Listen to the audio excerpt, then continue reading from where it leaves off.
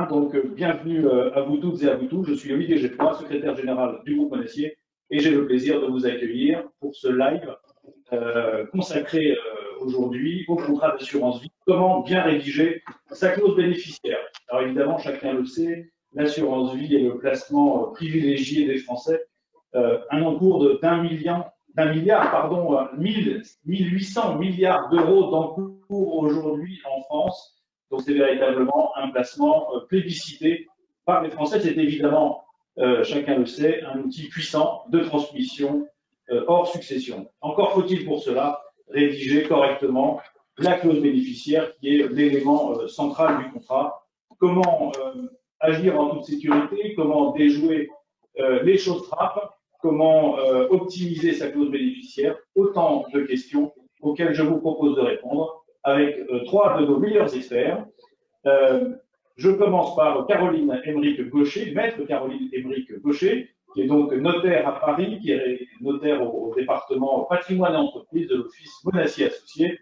Elle est passée chez Price, elle a été avocate, elle a la double culture avocat et notaire. Bonsoir Caroline. Bonsoir Olivier, bonsoir à tous. J'accueille également maître Laurent Kozik. Laurent est notaire associé à Dinard, spécialisé en gestion de patrimoine, singulièrement international, et puis également en fiscalité. Il est responsable du service droit des affaires et international à l'office dans lequel il est associé à Dinard. Bonsoir Laurent. Bonsoir Olivier, bonsoir à tous.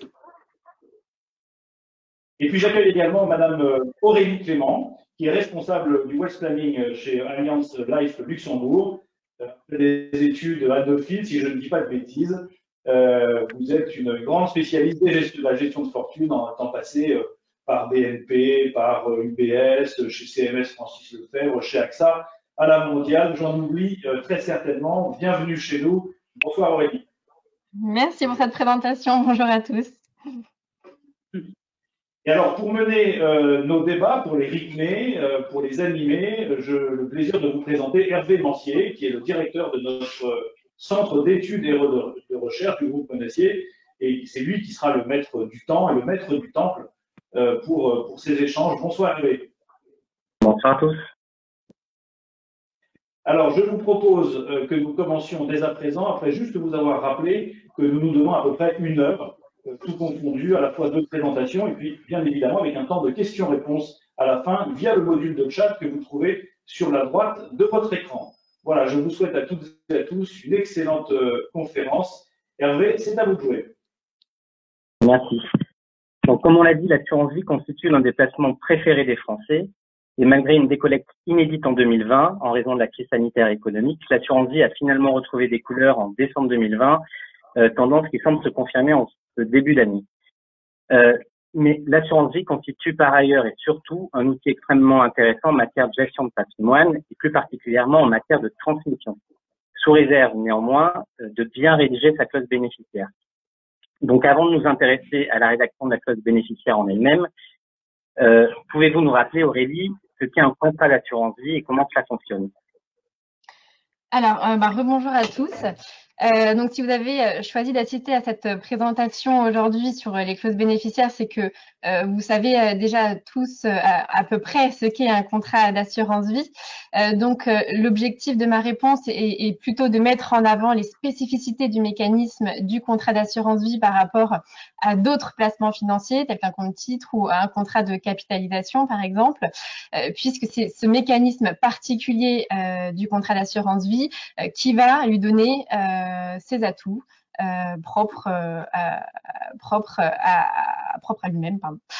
Voilà, donc avant de commencer, avant de rentrer vraiment dans le vif de ce mécanisme, il me semblait important de rappeler que de par son fonctionnement, le contrat d'assurance vie remplit 2 objectifs principaux.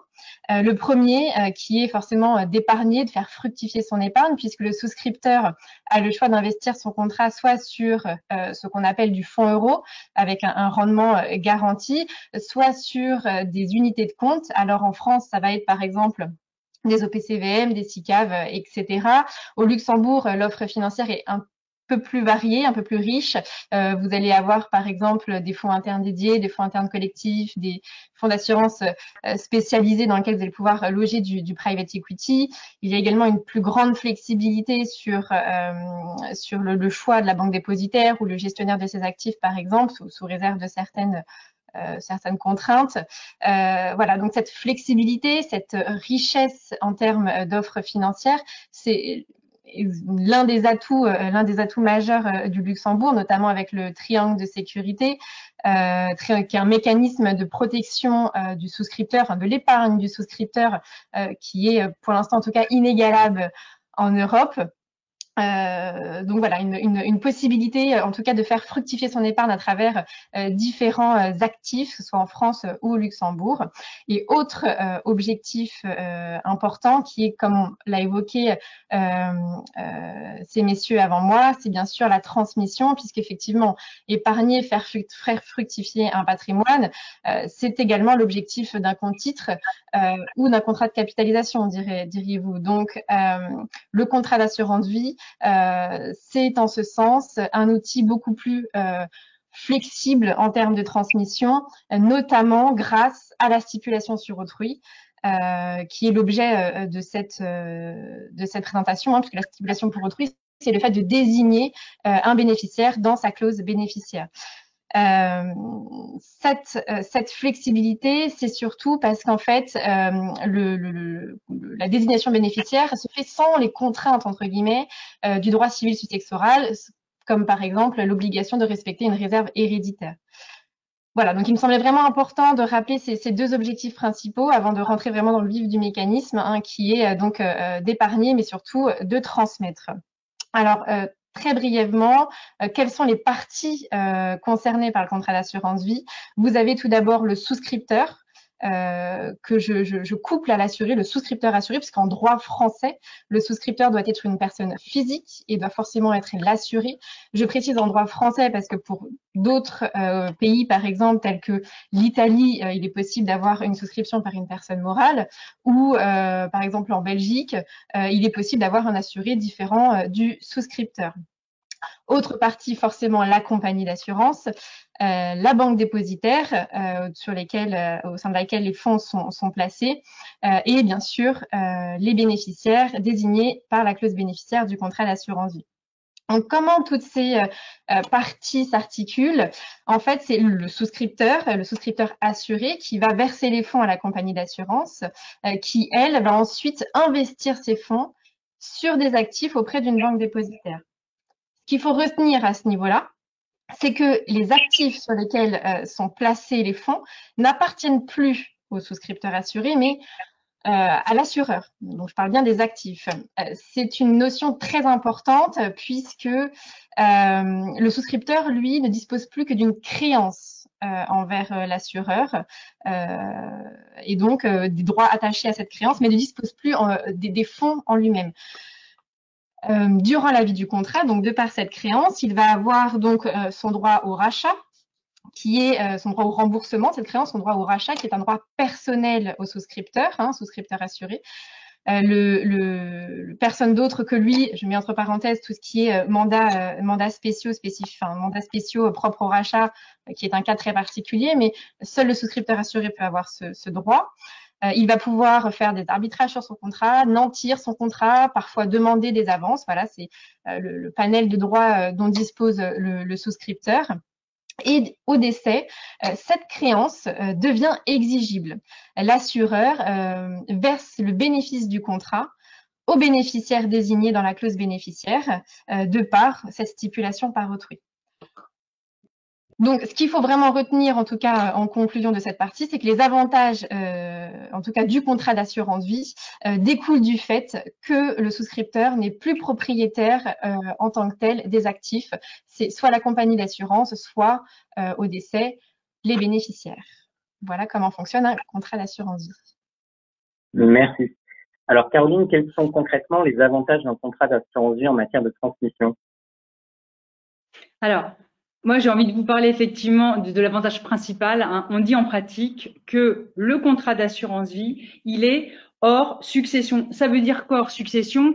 Aurélie vient juste d'en parler. Civilement, on n'a pas à se soucier des règles impératives du droit des successions, notamment de la réserve héréditaire. En France, à partir du moment où j'ai des enfants, je ne peux pas transmettre mon patrimoine comme je l'entends. Je dois respecter la réserve. La réserve héréditaire, c'est une quote-part de notre patrimoine qui est forcément dévolue à nos enfants et dont la quote-part dépend. En fait, la loi nous dit que la proportion dépend du nombre d'enfants que nous avons.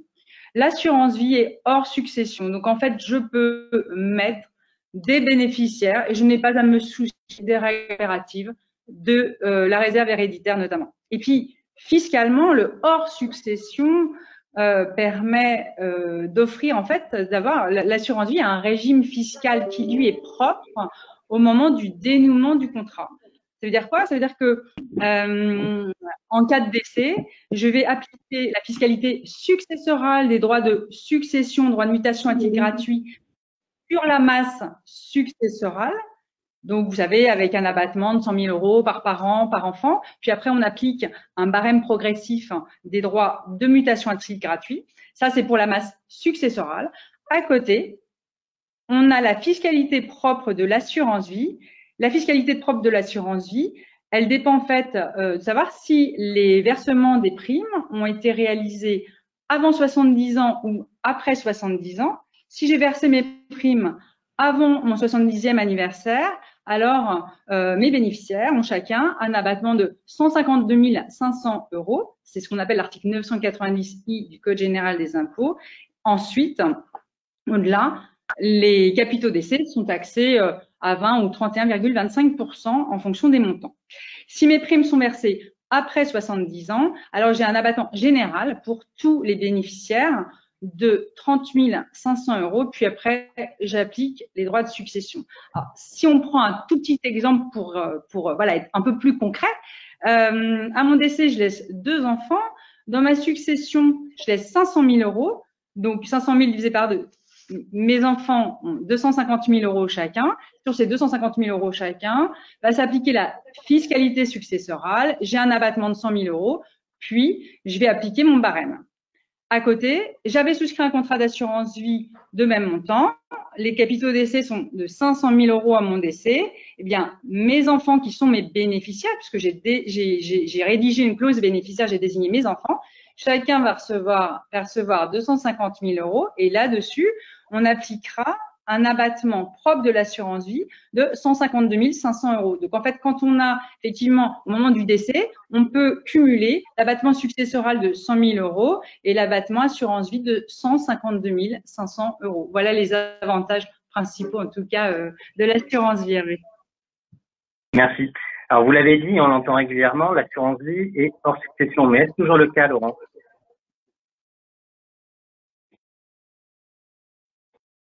Effectivement, en matière d'assurance vie, le Code des assurances nous indique que l'assurance vie est hors succession. Pour autant, il y a des remparts pour éviter qu'on se retrouve dans des hypothèses avec des fraudes. On peut citer plusieurs typologies de réintégration. Le premier, ça va être les primes manifestement exagérées. Lorsqu'on va avoir des primes qui sont trop importantes, qui sont versées sur un contrat d'assurance vie, on peut considérer qu'il y a eu une fraude et elles doivent, dans cette hypothèse, réintégrer à la succession. Alors, pour apprécier ces primes manifestement exagérées, eh bien, le critère s'apprécie au moment du versement des primes. On tient également compte de l'âge du souscripteur et de la situation patrimoniale et familiale. On tient également compte de l'utilité que le contrat d'assurance vie a pour le souscripteur. Et tous ces critères ils vont être appréciés par les tribunaux en cas de demande de réintégration par une personne qui aurait été écartée, classiquement un enfant qui n'est pas au bénéfice du contrat. C'est vrai qu'on trouve en jurisprudence des exemples assez variés. J'en ai retenu 2. J'en ai pris un qui est l'hypothèse d'une prime de 46 000 euros qui avait été versée sur un contrat d'assurance vie. Les capitaux provenaient de la vente d'un immeuble par le souscripteur, lequel avait des revenus d'environ 800 euros par mois. Dans cette hypothèse, il a été considéré que les primes étaient manifestement exagérées et elles ont été réintégrées à la succession. On trouve également un autre exemple, alors qui est un petit peu ancien puisqu'il était en francs. On avait un souscripteur qui avait versé une prime de 15 millions de francs il était malade. Et dans cette hypothèse, l'assurance vie a joué son rôle et le capital n'a pas été réintégré à la succession parce qu'en fait, le capital ne représentait que 14% du patrimoine du souscripteur. Donc on s'aperçoit qu'on a une vraie appréciation des tribunaux pour définir s'il s'agit ou non de primes manifestement exagérées, sachant que c'est un terrain sur lequel il est souvent difficile d'aller. On a un deuxième cas qui pourrait être tenté par la personne qui aurait été écartée, c'est de faire requalifier le contrat en donation indirecte. Vous êtes dans l'hypothèse où vous êtes héritier et vous découvrez au décès de votre auteur qu'un contrat d'assurance vie avait été souscrit et que le bénéficiaire est un tiers. Donc vous êtes évincé de la clause bénéficiaire. Mais la Cour de cassation renonce à qualifier de donation indirecte une telle situation dans la mesure où le souscripteur n'a pas renoncé à la faculté de rachat du contrat. C'est-à-dire que tant que le souscripteur a sa faculté de rachat, eh bien, il conserve toujours la possibilité de racheter le contrat et dans cette hypothèse, il n'y a pas de donation indirecte. Alors, évidemment, il pourrait en être différemment si on était dans le cas où le bénéfice du contrat a été accepté par le bénéficiaire. Donc, on a des régimes différents selon qu'on est avant ou après 2007, mais le cas de la requalification en donation indirecte est quand même assez hypothétique. On a une troisième hypothèse où on ne va toujours pas être hors substantion, c'est lorsque le souscripteur a voulu lui-même intégrer dans sa succession le bénéfice du contrat d'assurance vie. Alors l'hypothèse est la suivante, le souscripteur par testament va vouloir que ce contrat d'assurance vie soit intégré dans sa succession afin de respecter l'égalité entre les héritiers. Alors ça peut paraître séduisant parce qu'on va vouloir conserver le régime fiscal de l'assurance vie, mais la réintégration peut s'avérer particulièrement ambiguë et notamment dans la rédaction du testament lui-même. Je ne parle pas de la clause bénéficiaire, mais vraiment du testament. Donc la coordination des deux peut s'avérer assez délicate à mettre en œuvre. Évidemment, ça supposera de se faire assister par un professionnel. Ça paraît empirique de laisser le souscripteur le faire par lui-même. Enfin, dernière hypothèse, c'est lorsqu'on n'a pas de bénéficiaire. Donc, lorsqu'on n'a pas de bénéficiaire, par exemple, s'il était nommément désigné et qu'il est décédé, eh bien, la compagnie d'assurance ne va pas être en mesure de verser le capital à un bénéficiaire défini. Et donc, dans ce cas-là, on va réintégrer les sommes à la succession. Alors, dans ce cas-là, on ne va pas avoir la fiscalité favorable que l'on pouvait avoir dans le cas précédent. Merci donc, pour ça, ces précisions. Voilà. On comprend donc que la clause bénéficiaire est un élément primordial du contrat d'assurance vie et mérite à ce titre une attention toute particulière. Pour entrer dans le vif du sujet, pouvez-vous nous dire, Caroline, quels sont les fondamentaux pour la rédaction d'une bonne clause bénéficiaire? Oui, alors je pense qu'il y a effectivement trois mesures très importantes à retenir. La première, c'est qu'il faut une désignation bénéficiaire. La désignation du bénéficiaire doit exister. Ce que disait Laurent à l'instant, c'est que si je n'ai pas de clause bénéficiaire ou si ma clause bénéficiaire n'est pas valable, eh bien, le mécanisme de la stipulation pour autrui ne va pas fonctionner. Donc, les capitaux d'essai vont être versés par la compagnie d'assurance à la succession en fonction en fait de la dévolution légale qui est fixée. Donc, première chose, il faut une désignation bénéficiaire. La deuxième chose, évidemment, elle doit être valable, elle doit être bien rédigée, elle doit être extrêmement claire. L'idée, c'est que la rédaction de la clause bénéficiaire doit être insusceptible d'interprétation. À la lecture, on doit exactement comprendre qui sont les bénéficiaires. C'est comme un testament. Et puis, dernière chose, c'est que faut bien comprendre que votre notaire, votre conseil va pouvoir faire du sur-mesure dans la rédaction de la clause. Donc, nous devons tenir compte des souhaits de chacun et traduire juridiquement la volonté du souscripteur assuré pour gratifier telle et telle personne. Pour cela, voilà, c'est le cas en fait pour la clause initiale, mais c'est le cas aussi pour la révision. Votre clause doit être adaptée à votre situation. Merci. Alors, quels sont les éléments clés qu'il faut retrouver dans une clause bénéficiaire, Aurélie?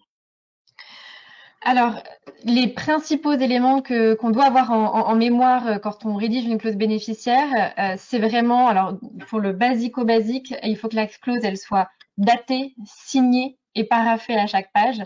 C'est voilà, ça peut paraître très simple et très ridicule, mais c'est vraiment plus que nécessaire, puisque sans date, si vous vous retrouvez avec plusieurs clauses, on ne va pas savoir laquelle appliquer dans le temps. Donc, il va y avoir un problème au moment du paiement des capitaux. De même, si la clause n'est pas signée, la clause n'est tout simplement pas valable.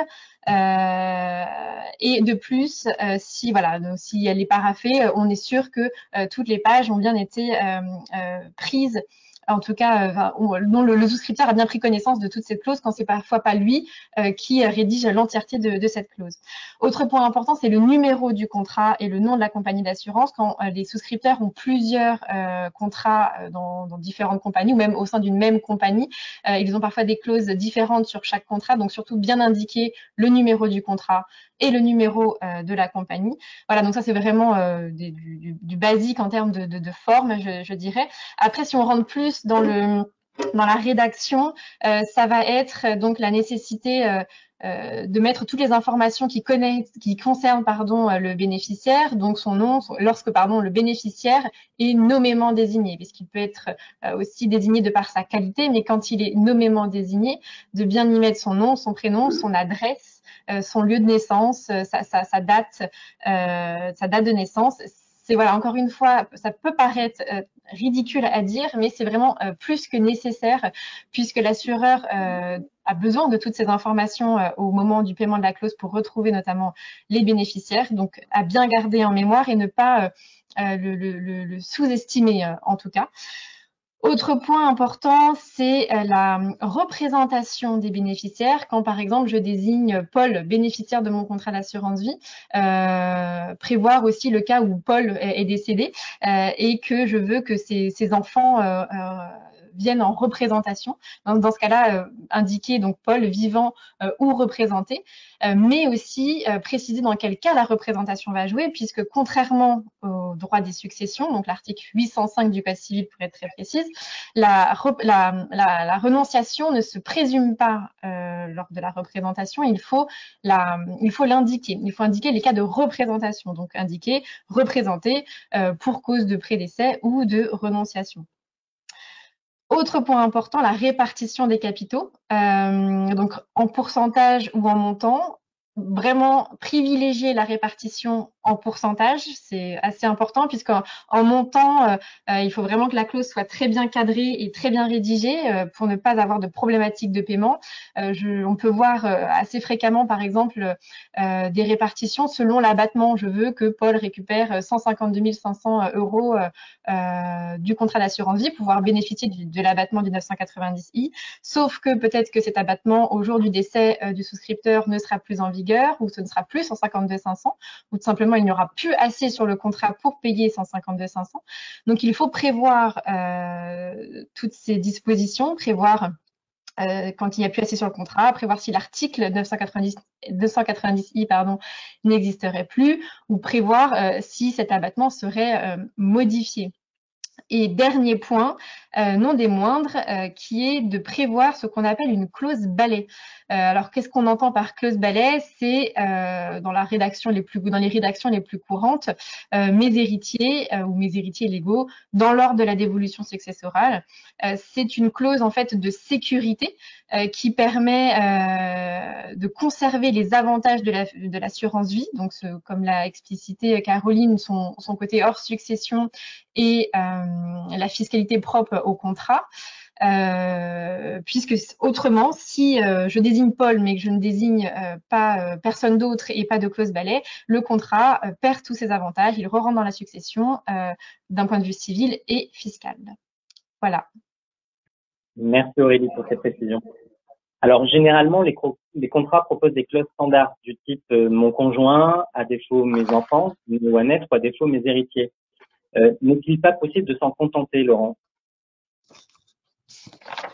Effectivement, la souscription du contrat, on va proposer par défaut aux souscripteurs de cocher une case qui est une clause du type que celle que vous venez d'évoquer. Est-elle adaptée à la situation? Ça mérite de s'y intéresser. Je garde en mémoire la succession d'une religieuse que nous avions eue à l'étude, dont la clause bénéficiaire de son contrat était de ce type. Évidemment, elle fut efficace parce qu'on avait la clause balai qu'indiquait Aurélie tout à l'instant. Ce sont donc bien les héritiers qui ont bénéficié du capital, mais dans quelle mesure y a-t-il eu un conseil donné à cette personne? Est-ce que ça correspondait exactement à son souhait? On est en droit d'en douter. Donc, M. Gaucher nous l'a précisé, la clause bénéficiaire doit être parfaitement claire et insusceptible d'interprétation. Donc, pour ça, ça mérite en amont d'avoir pris contact avec le client pour répondre à ses attentes en termes de situation familiale, patrimoniale, aux objectifs qui sont poursuivis par le souscripteur. Les clauses mon conjoint, mes enfants, nés ou à naître, etc. On va trouver ce type de clause quand il n'y a pas eu de conseil, que ce soit un conseiller en gestion de patrimoine, un notaire, un avocat, l'assureur lui-même qui a conseillé le client. Donc, c'est très important d'y revenir, même si le contrat est souscrit dans l'urgence. De la même façon, ça peut s'avérer aléatoire, puisque si le souscripteur a coché cette case, mais sans que ça corresponde exactement à sa situation, on va se retrouver dans des hypothèses où il n'y aura pas l'efficacité recherchée. Donc la clause standard, même si elle est répandue et qu'il en existe des variantes, n'est pas à privilégier. Effectivement, Laurent, si je dois rebondir sur ce point, les clauses standards ne sont pas si standards que ça, puisque on peut en trouver de diverses rédactions entre toutes les compagnies d'assurance. Donc, à faire aussi attention sur ce point. On part parfois du principe qu'une clause bénéficiaire, enfin qu'une clause standard est à mon conjoint à défaut, les enfants vivants représentés, etc. Mais il y a effectivement des variantes selon les compagnies d'assurance, donc faire attention sur ce point également. Merci. Et quelles sont les choses trappes à éviter, par exemple, pour les clauses les plus basiques ou les plus fréquentes? Effectivement, si on a une clause de type mon conjoint, est-on sûr qu'elle sera efficace? Je vais prendre différents exemples. Si je suis pacsé, est-ce que mon conjoint sera assimilé à mon partenaire de Pacs? La réponse est négative. Si je suis en concubinage, elle est également négative. Donc ça mérite d'être attentif. La notion de conjoint, telle qu'elle est entendue dans le langage courant, n'est pas du tout la même en matière juridique. Donc il faut être assez vigilant sur ce point. De la même façon, si j'ai nommément désigné mon conjoint, mon épouse Paul, et que je suis amené dans les années à venir à divorcer, je me remarie, si c'est la personne, ma première épouse qui a été nommément désignée, elle aura le plaisir d'être au bénéfice du contrat au décès. Donc, ça mérite également dans la clause bénéficiaire d'indiquer si le conjoint qui serait engagé dans une procédure de divorce est toujours au bénéfice de ce contrat. Donc, à nouveau, une rédaction attentive est nécessaire. Vous savez que classiquement, chez les notaires, on propose à nos clients de revenir nous voir à chaque fois qu'il va y avoir une modification d'un événement important de leur vie, que ce soit un mariage, une naissance, un divorce, le décès d'un membre de la famille, y compris lorsque l'intervention du notaire paraît pas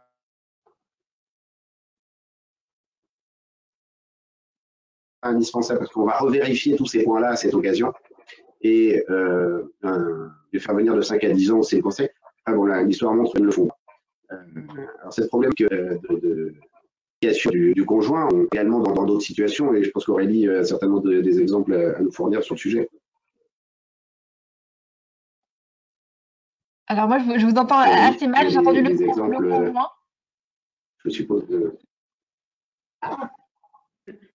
Oui, je disais que la notion de mon conjoint est classiquement utilisée, que ça peut poser des difficultés, mais c'est des difficultés que vous retrouvez également avec les légataires universels ou les renonciants à succession?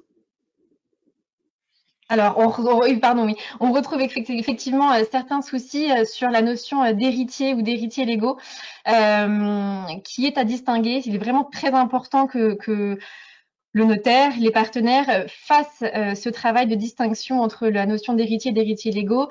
En présence d'un testament, par exemple, les héritiers vont désigner l'ensemble des héritiers testamentaires et légaux. Donc, si par exemple il y a un légataire universel dans un testament et qu'il n'y a pas de légataire, d'héritier réservataire, pardon, ce dernier aura la vocation à recevoir l'entièreté du contrat d'assurance vie. Alors que ce n'est pas forcément la volonté du souscripteur. Peut-être qu'il aurait voulu que ce soit ses autres héritiers, ses héritiers. Je ne sais pas s'il a des frères, sœurs, etc., qui bénéficient du contrat. Donc oui, la notion de légataire est importante. Il faut savoir que le légataire en nue propriété est considéré comme un héritier, mais pas le légataire en usufruitier. De même pour le légataire à titre universel, il est également considéré comme un héritier pour le contrat d'assurance vie. À l'inverse, les héritiers légaux ne désignent que les héritiers que la loi française désigne et donc ne prend pas part pour les héritiers qui seraient déterminés via un testament. Cependant, il y a vraiment un point d'attention, un point capital ici que je voudrais soulever, c'est que c'est une interprétation du juge. Donc si à terme il y a un problème sur l'interprétation de la notion d'héritier et que les bénéficiaires vont devant le juge a le plein pouvoir pour déterminer quelle était la volonté du souscripteur dans sa désignation bénéficiaire. C'est pour ça qu'il est d'autant plus important au moment de la rédaction de la clause bénéficiaire d'être d'accord sur cette notion et d'être d'accord sur la volonté du souscripteur. Qu'est-ce qu'il a voulu entendre par héritier et d'être sûr de sa volonté au moment de la rédaction de la clause bénéficiaire. Il y a également un autre point qui est important lorsqu'on désigne les héritiers, c'est également de prévoir la répartition du capital. Alors on a on a coutume de dire que ce sont les héritiers dans l'ordre de la dévolution successorale, mais parfois cette problématique engendre des difficultés puisque on ne sait, est-ce qu'on prend en compte la part testamentaire lorsque ce sont que mes héritiers, est-ce qu'on prend en compte le legs de la quotité disponible, etc., etc. Donc voilà, un autre sujet encore d'interprétation. Il est également possible de dire mes héritiers par parts égales, par exemple, ou leur attribuer des parts différentes et beaucoup plus définies en tout cas. Dernier point, il est également possible, mais on le voit très rarement, pourtant c'est fort utile, de prévoir la représentation des héritiers. Donc par exemple, mes héritiers vivants ou représentés, par exemple, pour cause de renonciation. Il est important de préciser donc ce cas de la renonciation puisqu'elle ne s'applique pas en contrat d'assurance vie automatiquement. Et cela permet, en cas de renonciation d'un des héritiers, d'avoir des héritiers donc subséquents, ses enfants par exemple, ou de prévoir que ce sont les autres héritiers qui bénéficieront des bénéfices du contrat. Puisque, encore une fois, pour rappel, quand on renonce à une succession, cela ne vaut pas pour le contrat d'assurance vie. On peut renoncer différemment à l'un et à l'autre. On vient de parler de représentation. Caroline, vous pouvez nous apporter des précisions supplémentaires, s'il vous plaît? Oui, effectivement, mais Aurélie en a beaucoup parlé déjà, donc je vais faire rapide. Effectivement, moi, je voulais vous parler de la clause bénéficiaire, mes enfants nés ou à naître. Et comme le disait Aurélie, l'un des pièges de l'assurance vie, c'est de croire que l'assurance vie, ça fonctionne comme le mécanisme de la représentation en matière de succession. Je prends un exemple. J'ai 2 enfants, Olivier et Hervé. Et au moment de mon décès, en fait, Hervé est toujours en vie, mais Olivier est décédé avant moi et il a laissé sa fille, sa propre fille, qui s'appelle Marie-Christine. Alors, en matière de succession, si je prends la règle de dévolution, la loi est extrêmement claire. ma succession se divise en deux. Il y a la moitié pour Hervé, qui est mon fils qui est toujours vivant à mon décès, et l'autre moitié qui va être dévolue à Marie-Christine, qui va venir en représentation de son père Olivier, qui est prédécédé. En matière d'assurance vie, comme vous l'a dit Aurélie, ça se passe pas du tout comme ça. Si j'ai désigné comme bénéficiaires mes enfants nés ou à naître, les capitaux décès, ils vont être transmis uniquement à Hervé, puisque c'est le seul bénéficiaire encore vivant. Si, je reprends encore l'exemple d'Aurélie, j'avais mis des quotités, 50%, moitié pour Hervé, moitié pour Olivier. Hervé aura bien ses 50%, mais la part d'Olivier qui m'est prédécédé va tomber dans ma succession. À défaut de bénéficiaire, la règle, pas de bénéficiaire, ça tombe, et pas de bénéficiaire subséquent, ça tombe donc dans la succession. Donc, ce qu'il faut bien comprendre, c'est que si je veux que mes enfants, que ce soit eux vivants ou représentés, qu'il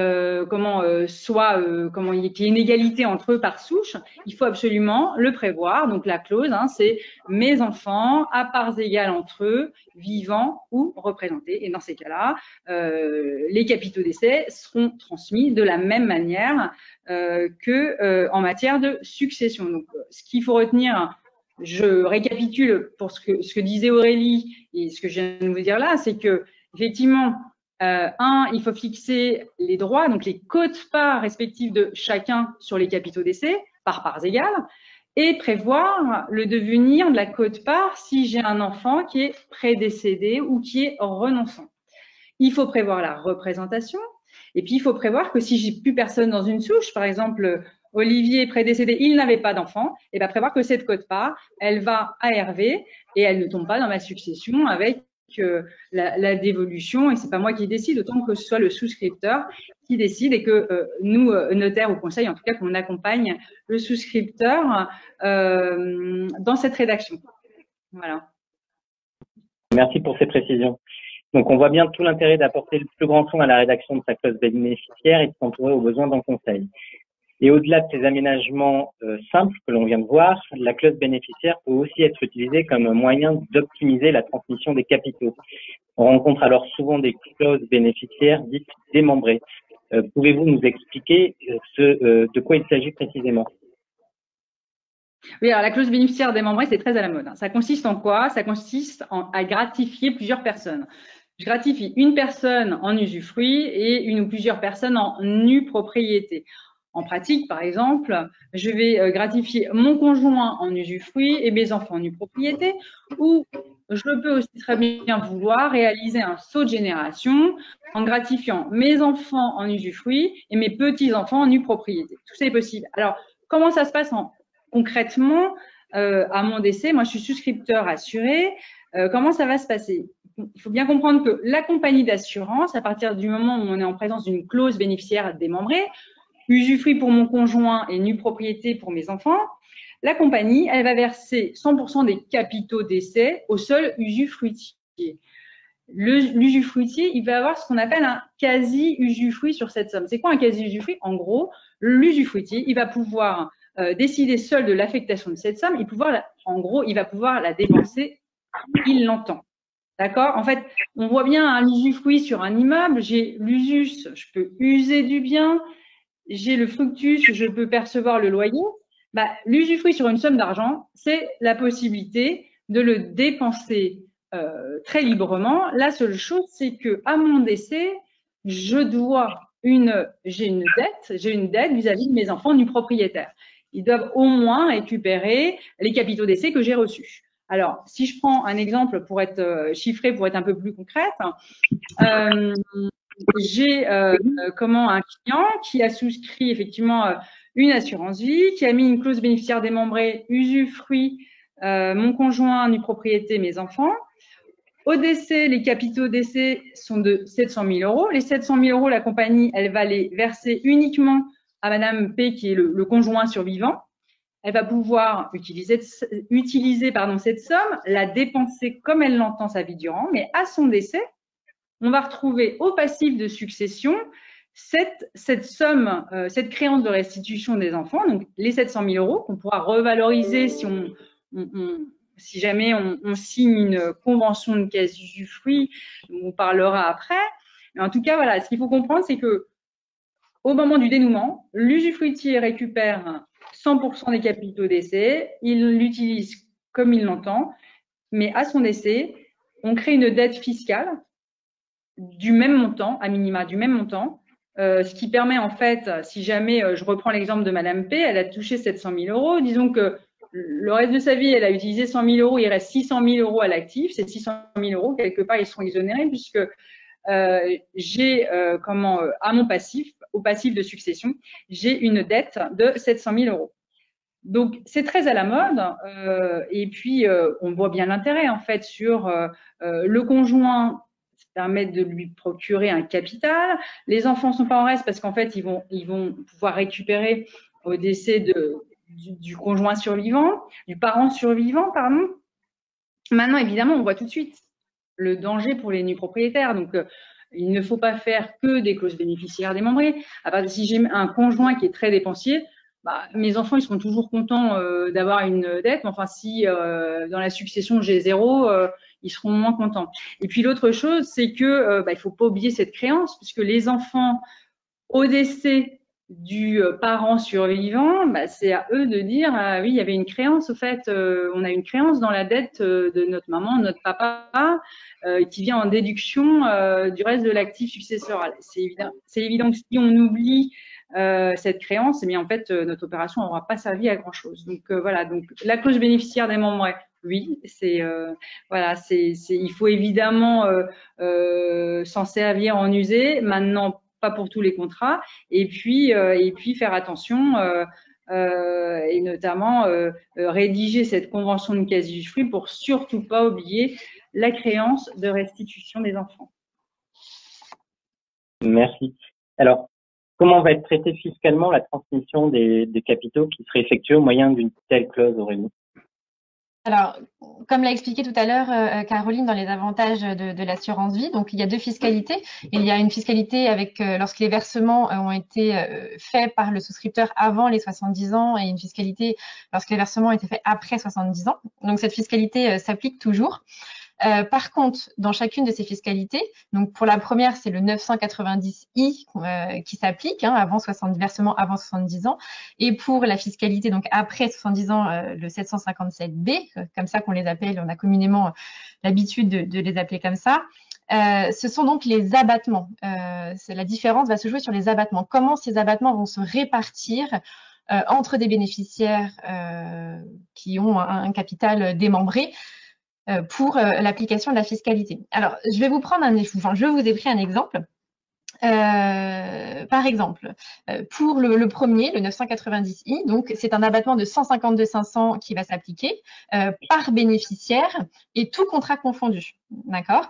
Cet abattement, lorsque le contrat est démembré, va se répartir entre l'usufruitier et le nu propriétaire, donc par couple, usufruitier, nu propriétaire, selon le barème de l'article 669 du CGI, en prenant en compte l'âge de l'usufruitier. Donc, ce barème répartit en fait la valeur de la nue propriété et de l'usufruitier en fonction de l'âge de l'usufruitier. Si il y a un seul usufruitier et plusieurs nus propriétaires, l'abattement de l'usufruitier ne peut pas être supérieur à 152 500 dans tous les cas. Donc, prenons un exemple chiffré. Par exemple, un bénéficiaire en usufruit qui a 70 ans et 3 nus propriétaires. La valeur de l'usufruit est donc de 40%. La valeur de la nue propriété est donc de 60%, selon le barème de l'article 669 du CGI. Chaque nue propriétaire bénéficiera donc d'un abattement de 91 500, donc 60% de 152 500, donc 3 nus propriétaires. Chacun bénéficiera de 91 500 euros d'abattement sur les bénéfices qu'il touche. Si l'usufruitier du contrat est le conjoint, et qu'il sera donc exonéré, donc là il n'y a pas de sujet. Par contre, si ce n'est pas le conjoint ou si ce n'est pas un bénéficiaire exonéré, c'est par exemple le cas des frères et sœurs qui fonctionnent pareil qu'en droit de succession, dans ce cas-là, l'usufruitier lui aura le droit à un abattement de 152 500, puisque quand on met le reliquat des abattements quand on fait 152 500 moins 91 500 qui donne le reliquat dû à l'usufruitier multiplié par 3, on est à 183 000 euros. Donc, forcément, cet abattement est revu à la baisse, il est revu au maximum à 152 500. Donc, l'usufruitier bénéficiera, lui, d'un abattement de 152 500. Si je prends par contre l'exemple du 757B, donc les versements après 70 ans. Dans ce cas, donc 30 500 euros d'abattement, mais c'est pour tous les bénéficiaires et tout contrat confondu pour un seul et même assuré. Cet abattement, il est réparti entre les bénéficiaires au prorata de leur part dans les primes imposables, puisque après, pour l'application du 757D, ce ne sont pas les primes plus les produits qui sont imposés, mais uniquement les primes, donc uniquement les versements. Donc, cet abattement sera réparti en fonction de la part de chacun dans les primes qui sont imposables. Quand l'usufruitier est exonéré, dans ce cas, la totalité de l'abattement revient au nu propriétaire. Il n'y a pas de prorata à faire. C'est le nu propriétaire qui récupère la totalité de l'abattement. Si on reprend effectivement un deuxième exemple assez rapidement, donc pareil, un usufruitier de 70 ans, un nu propriétaire qui lui dispose de 90% du contrat et un deuxième nu propriétaire qui lui dispose de 10% du contrat. Si l'usufruitier est le conjoint, donc l'usufruitier ne bénéficie pas de l'abattement et l'abattement de 30 500 est réparti uniquement entre ces deux nus propriétaires, donc 90% pour l'un, 10% pour l'autre, soit 27 450 pour l'un et 3 050 euros pour l'autre, pour être très précise. Si l'usufruitier, par contre, n'est pas le conjoint, quand je parle du conjoint, pardon, c'est un abus, si ce n'est pas une personne exonérée, exonérée d'impôts, donc pareil encore, peut-être frères et sœurs, alors le nu propriétaire reçoit lui 16 470 euros d'abattement et le deuxième nu propriétaire 1 850 euros d'abattement, alors que l'usufruitier lui reçoit un abattement de 12 980 euros. D'accord? Donc pareil, une répartition en fonction de la part de chacun en fonction de l'abattement, en fonction pareil de l'application du barème, mais en fonction de la part de chacun dans le contrat. Si il y a une part du bénéfice, si le bénéficiaire reçoit à la fois une part en pleine propriété et une part en usufruit, dans ce cas-là, pareil, la répartition se fait au prorata de l'abattement se fait au prorata de la part soit en pleine propriété, soit en démembrement. Et dernier point aussi très important, c'est que il n'est pas possible, donc c'est une réponse ministérielle Montaugé de 2019 qui le précise, il n'est pas possible de prévoir dans une clause bénéficiaire qu'il y a que les primes qui sont versées avant 70 ans iront à tel héritier et les primes versées après 70 ans iront à tel autre héritier. Cette répartition n'a aucun impact sur la fiscalité. Souvent, les souscripteurs l'ont en tête pour pouvoir faire bénéficier de l'avantage de la fiscalité du 990I à tel ou tel bénéficiaire, mais ce n'est pas possible. Cette réponse ministérielle, elle dit bien que les bénéfices du contrat d'assurance vie est un tout indissociable, c'est le mot utilisé, et qui ne peut pas être réparti comme tel entre les bénéficiaires. Voilà. Merci. Et pouvez-vous nous dire, Laurent, s'il y a également des choses trappes à éviter pour ces clauses bénéficiaires démembrées? Effectivement, on a vu tout l'intérêt pour la fiscalité de la clause bénéficiaire démembrée. Pour autant, lorsqu'on va dépasser certains montants, notre nu propriétaire, il va avoir une fiscalité à acquitter. Si on a versé la totalité des capitaux à l'usufruitier, il n'a pas le premier sou pour aller acquitter cette fiscalité. Il va falloir organiser dans la clause bénéficiaire un quantum de cette pleine propriété pour qu'il puisse payer cette fiscalité. Sinon, il va se retrouver dans une situation délicate. Donc, pour lui allouer ce montant, on peut être tenté de prendre en compte de nombreux paramètres, et notamment de prévoir qu'il recevra le montant nécessaire au paiement du prélèvement sur les contrats d'assurance vie. On peut même aller plus loin en se disant qu'on va prévoir que la compagnie d'assurance devra verser les sommes nécessaires au paiement des droits de succession qu'il pourrait y avoir dans la succession. Et on arriverait même à prévoir une formule mathématique qui serait techniquement réalisable, où le calcul itératif nous permettra de savoir exactement le montant à verser au nu propriétaire. Alors, aussi séduisant que ce soit, Aurélie nous le confirmerait, c'est impossible à mettre en œuvre au versement des capitaux. La compagnie d'assurance, elle va verser les capitaux de façon relativement simple aux bénéficiaires et elle n'acceptera pas de devoir effectuer des calculs savants avant de verser le capital au nu propriétaire. Donc, il faut faire attention à pas être trop sophistiqué non plus, au risque de voir la clause bénéficiaire, aussi intelligente soit-elle, ne pas pouvoir être efficace. Alors, de la même façon, sur les contrats d'assurance vie où on a une clause bénéficiaire démembrée, il peut y avoir des stratégies lorsque l'on va avoir un usufruitier qui pourrait tenter de renoncer au bénéfice du contrat d'assurance vie. S'il renonce, qu'on n'a pas prévu d'organiser le sort de l'usufruit, on prend également le risque que les capitaux qui auraient dû lui revenir n'aillent pas à l'endroit voulu. De la même façon, si on n'a pas prévu l'hypothèse du prédécès de l'usufruitier, eh bien la compagnie va être un petit peu ennuyée pour verser les capitaux. Donc il faut toujours prévoir une alternative qui est l'hypothèse où l'usufruitier n'est plus, pour que l'indication donnée à la compagnie d'assurance soit exacte. Donc à nouveau, il faut une clause bénéficiaire qui soit soignée, qui tienne compte de ces différentes hypothèses. Merci. On a entendu aussi beaucoup parler ces derniers temps de clauses bénéficiaires à option. Caroline, vous pouvez nous expliquer ce dont il s'agit? Oui, bien sûr, moi j'aime beaucoup.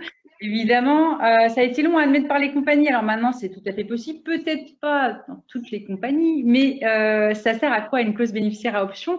Ça permet une grande souplesse au bénéficiaire principal. Donc, ça veut dire qu'on a plusieurs bénéficiaires, mais mon bénéficiaire principal, eh bien, il va pouvoir choisir quelle quote-part il veut des capitaux d'essai au moment du décès de son conjoint, en tout cas du souscripteur assuré. Et c'est-à-dire que c'est pas le souscripteur qui va dire c'est 50% pour mon conjoint et 50% pour mes enfants. En fait, c'est le conjoint, le bénéficiaire principal, hein, souvent le conjoint quand même, survivant, qui en fait, au moment du dénouement, donc au moment du décès du souscripteur assuré, va pouvoir choisir dans une totale liberté, s'il veut l'intégralité des fonds, s'il veut une quote-part, j'ai besoin de 25% parce que je suis très âgée et que je laisse tout le reste à mes enfants, ou alors j'ai besoin de 75% parce que il faut que je me reloge, il faut que je paye ma maison de retraite, etc., etc. Donc en fait, la quote-part des capitaux d'essai est choisie par le bénéficiaire principal au moment du dénouement du contrat. Je peux aussi choisir si je veux de la pleine propriété ou uniquement de l'usufruit. Voilà, donc comment je rédige ma clause d'option? Il faut que je fasse apparaître effectivement mon bénéficiaire de premier rang, qui est le bénéficiaire principal, en général donc le conjoint, et puis de deuxième rang, ce que le conjoint ne prend pas, ça va aux enfants.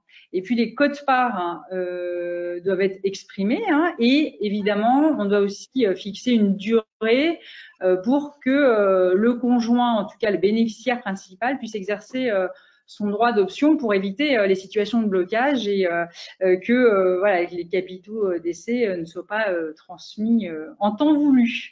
Voilà, mais très belle.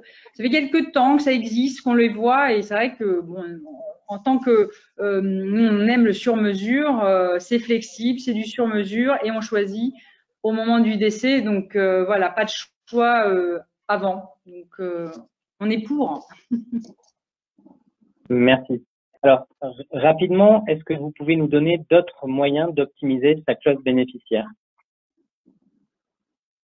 Alors, moi, je vais juste revenir rapidement sur effectivement le cas où on a des jeunes, des parents qui ont des jeunes enfants et qui viennent nous voir pour rédiger leur testament, leur clause bénéficiaire, et ils sont évidemment soucieux de protéger leurs enfants. Ils veulent leur transmettre le capital mais il souhaite éviter que, en cas de décès, les enfants dépensent leur argent n'importe comment, soient mal entourés, arrêtent leurs études, etc. Donc pour ça, il faut des garde-fous. Les garde-fous proposés des notaires sont il y a 3 mesures assez pertinentes et assez fréquentes.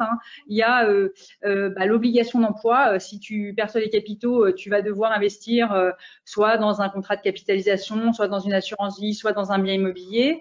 On prévoit une obligation d'inaliénabilité. Tu ne peux pas vendre, tu ne peux pas racheter ton contrat comme tu l'entends jusqu'à un certain âge. Alors de 18 à 25 ans, voilà, c'est plus une obligation morale, mais en tout cas, je pense que ça a une certaine force quand même. Donc en général, on permet à l'enfant effectivement, on lui interdit de racheter le contrat, mais on lui permet effectivement d'utiliser uniquement les fruits, donc les intérêts du contrat. Et puis dernière chose qu'on nous demande assez souvent, c'est de mettre un tiers administrateur. Donc jusqu'aux 18 ans de l'enfant, j'ai un tiers qui va gérer les capitaux qui sont reçus par l'enfant. Alors moi, je rebondis très rapidement sur juste sur le point du remploi, qui parfois ne peut ne pas produire ses effets, puisque quand, par exemple, le souscripteur exige dans sa clause bénéficiaire que l'enfant remploie ses capitaux sur un contrat d'assurance vie, effectivement, c'est une clause morale puisqu'il n'est pas, nous, derrière, en tant qu'assureur, une fois qu'on a payé les capitaux, on ne va pas vérifier si l'enfant va remployer ses capitaux sur un contrat d'assurance vie. Et autre point, c'est que quand, par exemple, on a un tiers aussi administrateur, et qu'il y a couplé bien sûr à un remploi, c'est un peu plus délicat, surtout quand le bénéficiaire est majeur, puisqu'on va forcément lui demander en tant que compagnie d'assurance sa signature pour des questions de sécurité et puis des points de vue légal de toute manière. Sauf que le majeur peut ne pas vouloir souscrire encore une fois un contrat d'assurance vie et on se trouve bloqué. Voilà, il y a des mesures en fait que le souscripteur souhaite mettre dans sa clause, il pense que ces mesures produiront tous ces effets, mais malheureusement, par exemple, encore une fois, pour du remploi sur un contrat d'assurance vie, si par exemple, je ne sais pour X ou Y raison, cette personne, ce bénéficiaire vit dans un pays exotique ou que les capitaux d'essai sont inférieurs aux conditions commerciales de la compagnie, cette souscription ne pourra pas avoir lieu. Donc il faut aussi penser aux problématiques pratiques que peuvent engendrer ce genre de mécanismes, ce genre de clauses dans lesquelles on oblige ou en tout cas on recommande fortement de remployer ces contrats puisque ça ne se met en tant qu'assureur, nous ne sommes pas en mesure premièrement de vérifier et secondement, même si le bénéficiaire souhaite remployer, il se peut que ce ne soit pas possible pour des mesures de conditions propres à la compagnie d'assurance ou aux compagnies d'assurance en général bien sûr.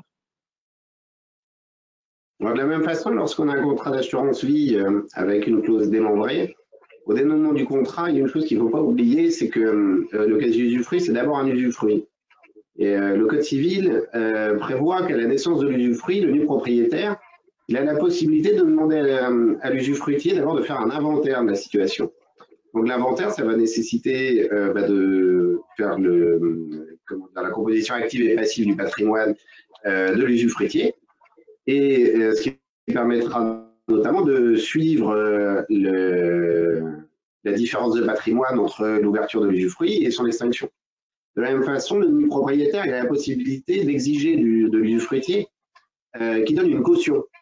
Alors évidemment, ça peut s'avérer compliqué pour l'usufruitier qui a perçu les capitaux de dire j'ai une créance de restitution, il va falloir que je restitue les capitaux à mon décès, et le nu propriétaire exige que je fournisse une caution.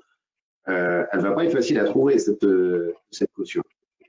Et enfin, le propriétaire, il peut imposer à l'usufruitier d'employer les fonds, c'est-à-dire de ne pas les conserver sur son compte.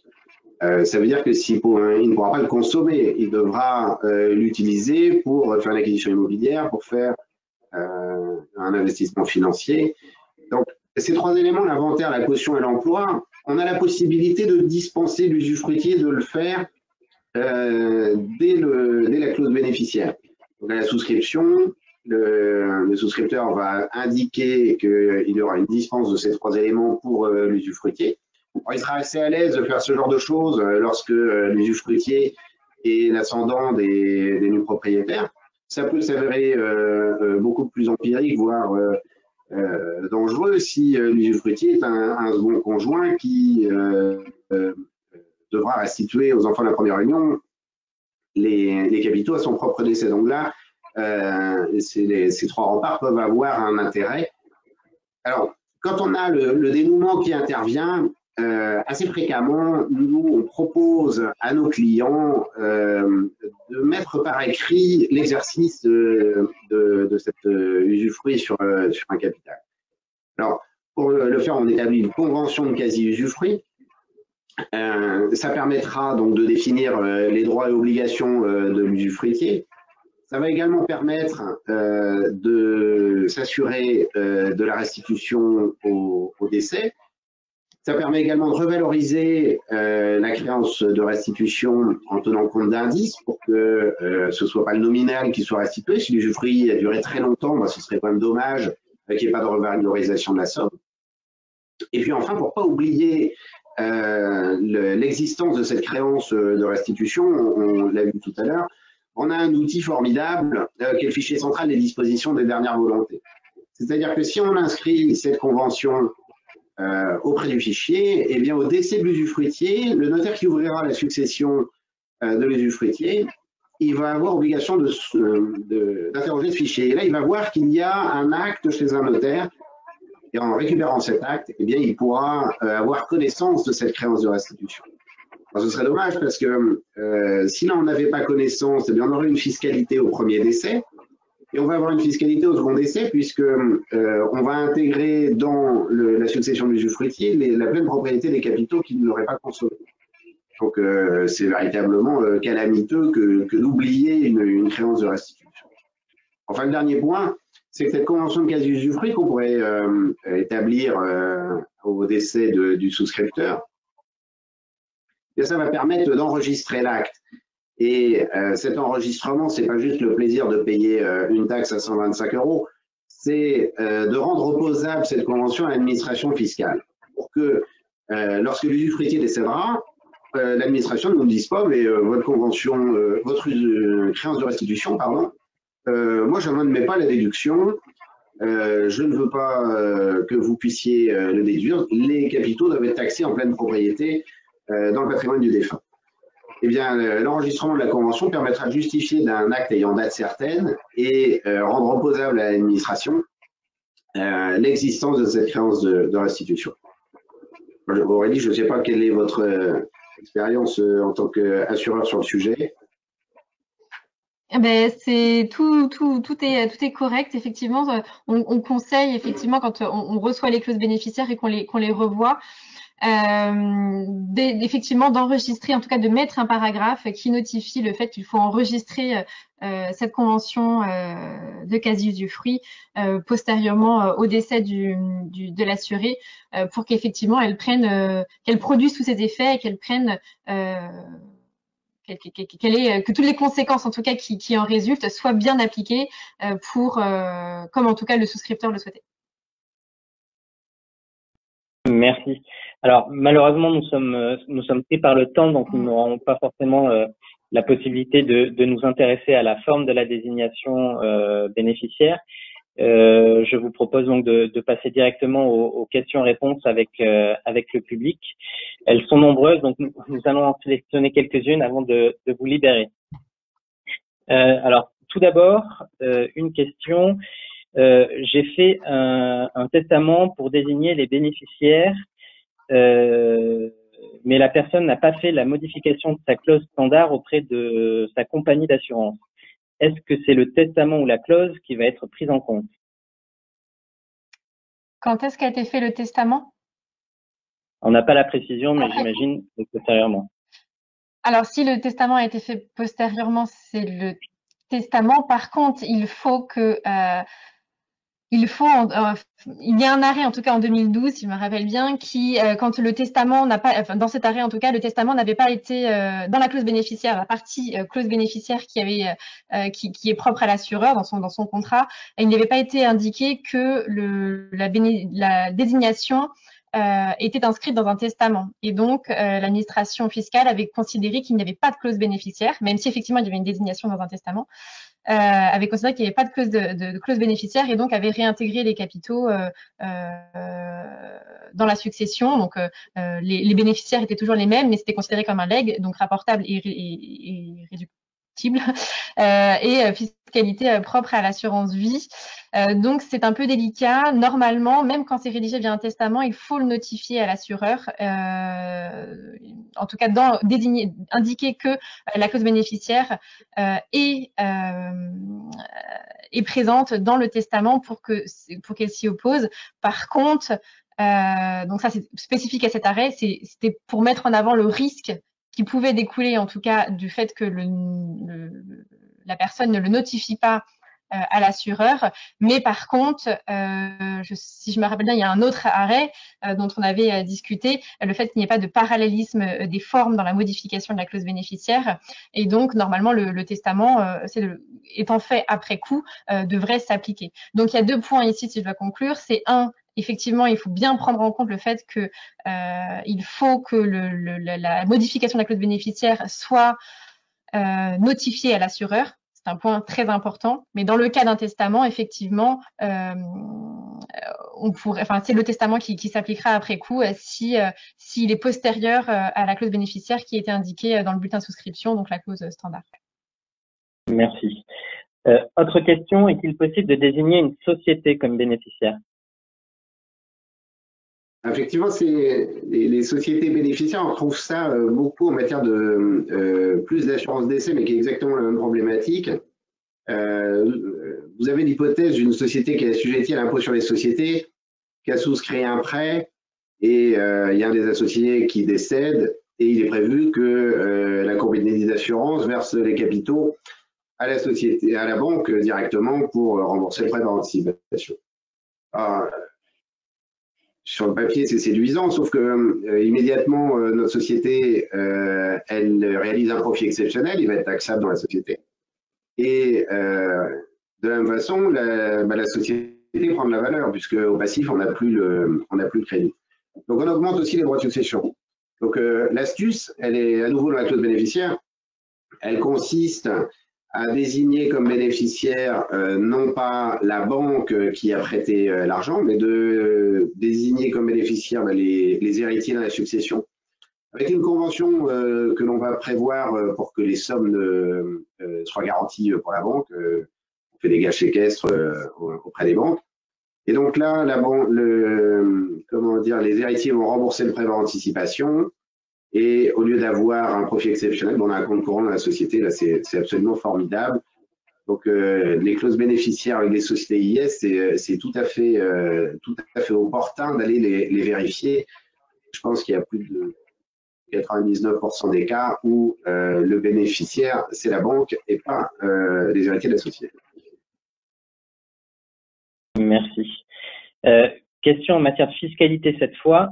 On nous demande si les abattements applicables en matière d'assurance vie et de transmission sont par bénéficiaire et par contrat ou par bénéficiaire pour l'ensemble des contrats. Alors, si on est en 900... Tu veux prendre la parole, Aurélie? Pardon, je te laisse. Non, du tout. Bon, je me lance, tu corriges si c'est pas bon.